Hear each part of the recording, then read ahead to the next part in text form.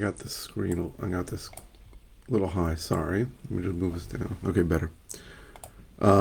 So, welcome to the Flipping and Wholesaling Houses in New York show. I am Michael Pinter, where I teach you how to start flipping or wholesaling houses in New York, or if you're already doing it, how to grow your business. So I get asked this question a lot. I understand the question. People ask me, take me through the life of a wholesale deal.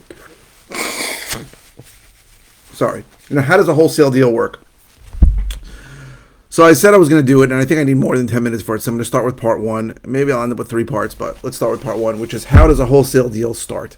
Now, the hard part of a wholesale deal, and the part that you don't see on HGTV, and you don't see really that much on the internet, is the marketing to a seller, all right?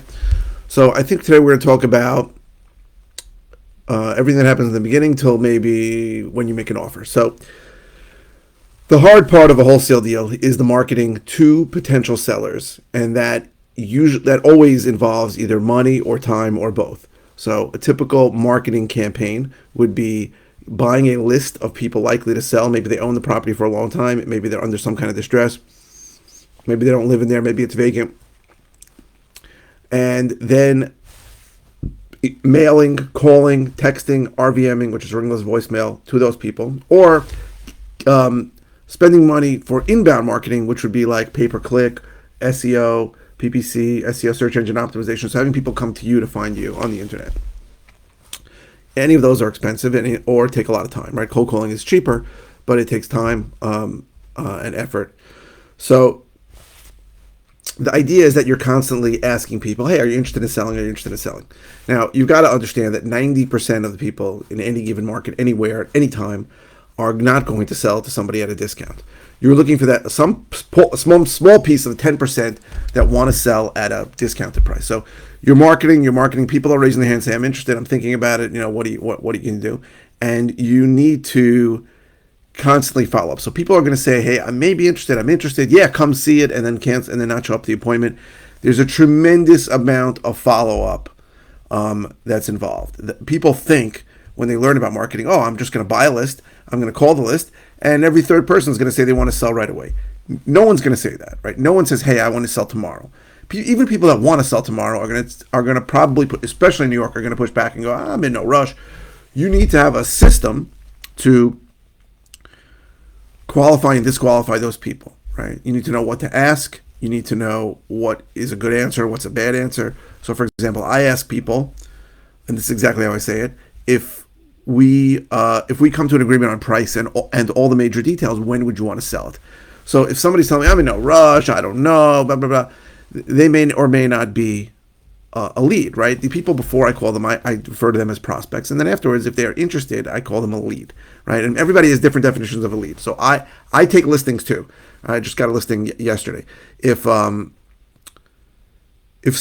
define a lead, it's pretty broad, as anyone who has a house in an area I want to buy and who wants to sell. That's how I define a lead. Because again, even if they want full retail and the house is in perfect condition, I can possibly turn that into a listing and make money from it. There are a lot of people who do this business who are not interested in taking listings. So they may define a lead as somebody who has real motivation or who wants a price well below market. Right? It's more difficult in New York to get that.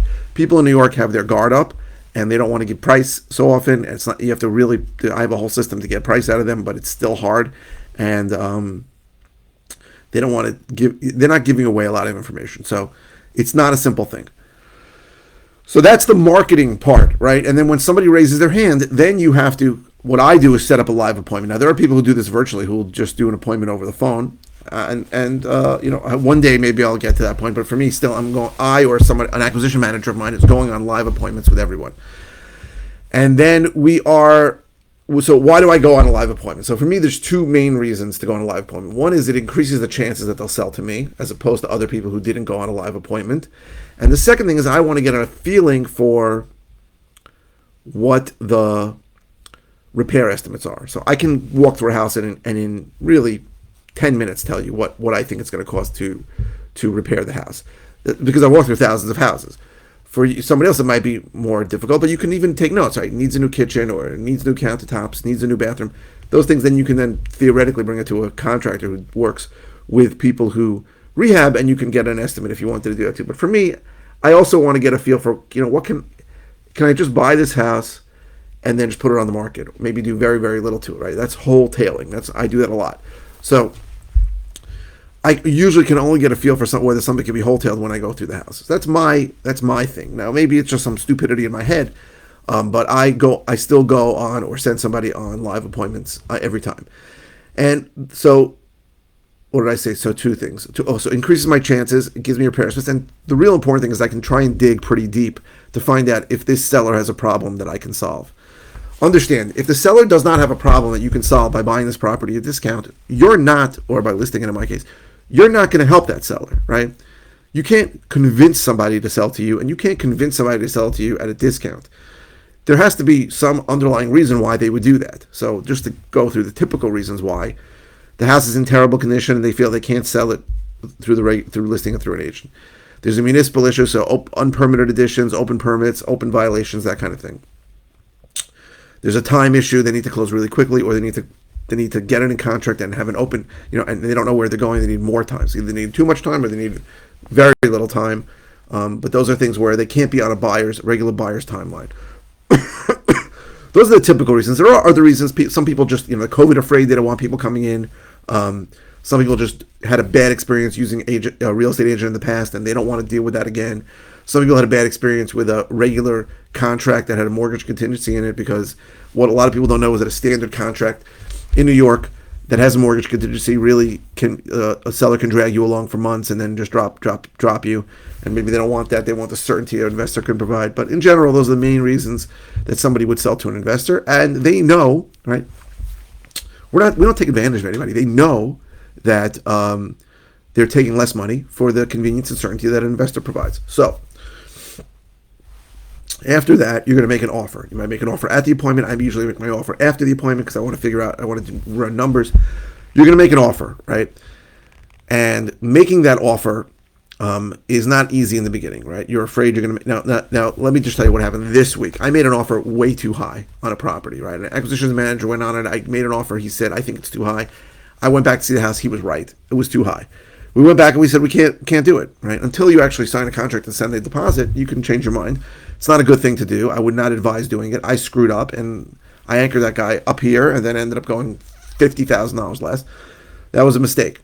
But in the beginning, it's going to be tough. So the question really is, well, how do you know what to offer?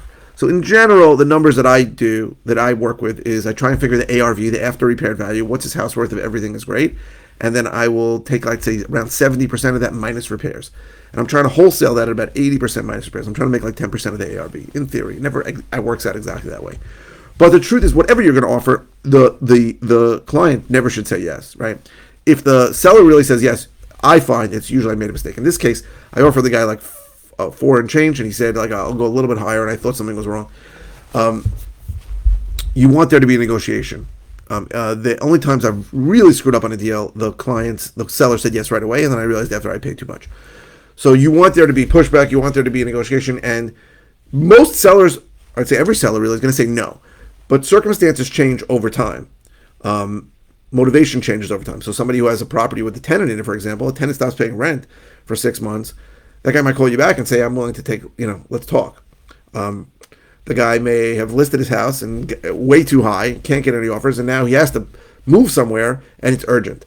These things change all the time. So the important part is the follow-up. Before an appointment is made, you want to follow up to get the appointment, and after the offer is made, you want to follow up to see if that offer maybe gets accepted.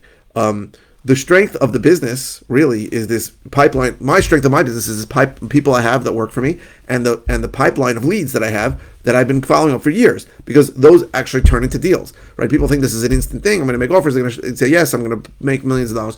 It's much more of a follow-up. I think people are tracking it. I don't track it. People do track it and say 70 to 80% of the deals come from follow-up. They usually do not come from any kind of initial offer.